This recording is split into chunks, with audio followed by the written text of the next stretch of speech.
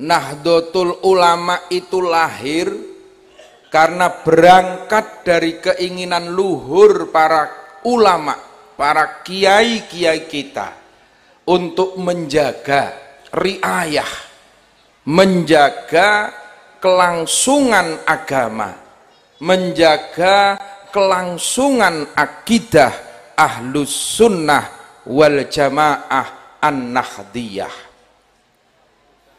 Sebagaimana sejarah yang kita pahami bersama, bahwa di saat terjadi pergantian khilafah di Hijaz yang hari ini kita kenal menjadi Saudi Arabia, naiknya Raja Suud yang berkoalisi dengan Muhammad bin Abdul Wahab yang memiliki faham yang kita kenal hari ini menjadi Wahabiyah. Koalisi antara Raja Suud dan Muhammad bin Abdul Wahab tentu ini akan berdampak luas, memberikan kegelisahan kepada para kiai-kiai tidak hanya di Jazirah Arab, bahkan sampai di Nusantara. Karena apa? Karena dikatakan bahwa ar-ra'iyah ala dini mulukihi. Rakyat kita bersama ini sangat-sangat tergantung bagaimana faham keagamaan para pemimpin-pemimpinnya. Raja Suud itu naik menjadi pemimpin di Saudi Arabia didukung oleh Muhammad bin Abdul Wahab yang jelas-jelas anti Ahlus Sunnah wal Jamaah. Maka sebagaimana yang kita perkirakan, begitu Raja Suud naik, maka ulama-ulama Ahlus Sunnah wal Jamaah disingkirkan, dipenjara, bahkan tidak sedikit yang dibunuh waktu itu. Kitab-kitab paham Ahlus Sunnah wal Jamaah dimusnahkan, dibakar. Amaliyah Ahlus Sunnah wal Jamaah waktu itu dilarang.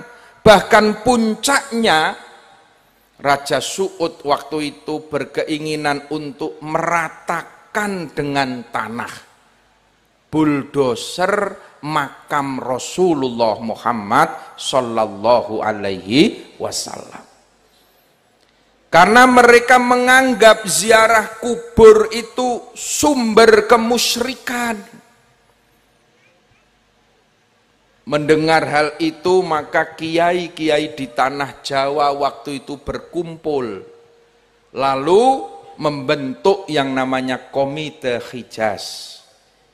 Dikirimlah untuk menghadap Raja Suud, menyampaikan aspirasi dari kiai-kiai di tanah Jawa atau Nusantara.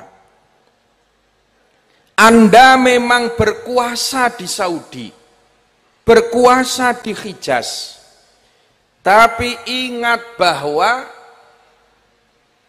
yang namanya Makkah, yang namanya Madinah, Masjidil Haram, Masjidil Nabawi itu bukan hanya milik orang Arab, tapi milik seluruh umat Islam di dunia. Maka tolong hargai faham-faham di luar Wahabiyah. Hargai kita-kita yang masih senang ziarah kubur, hargai kita-kita yang masih senang membaca sholawat, hargai kita-kita yang beramaliyah Ahlus Sunnah wal Jamaah.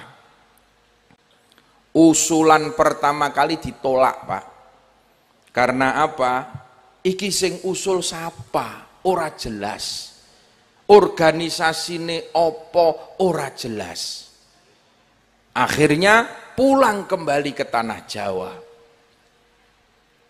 berembuk lagi kiai-kiai, bermujahadah kembali para ulama, istikharah memohon petunjuk dari Allah.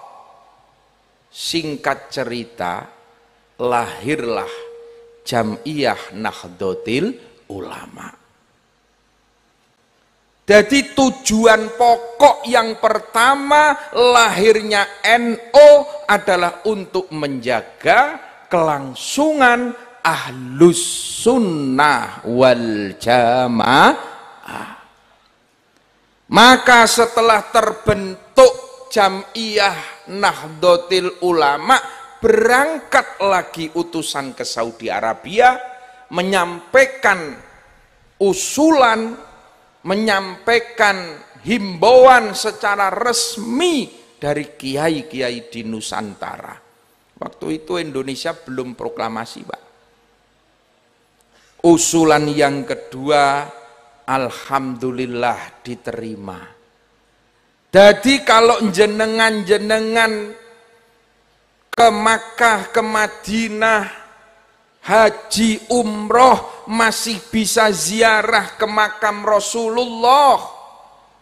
Itu salah satu hasil perjuangan kiai-kiai NU.